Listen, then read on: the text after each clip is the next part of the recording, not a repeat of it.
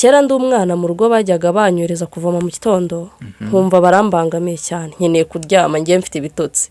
kambyutsa saa 12 ngo njye kuvoma nkajya kuvoma ndi kwitonganya nkaza tageti ari ugusubira kuryama nkitura amazi ntaranitsamura ngo noneho rero ngo za birabyomba kandi nkeneye kuryama mfite ibitotsi ndacyakeneye gusinzira ibyo nkabikora nijojota mama wanjye namurakariye n'umwana mubi kandi abandi bana bakiryamye ariko abo bana bakiryamye sintekereze ko bafite impamvu bafite abantu bari kubibakorera bafite fondasiyo y'ako kanya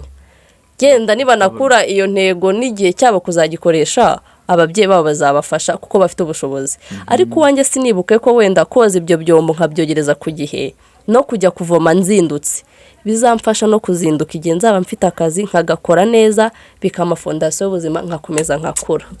yego nkumva ko rero bambangamiye ibyo nusimbitekerezeho ubu tuvugane nibwo mba ndi kubitekerezaho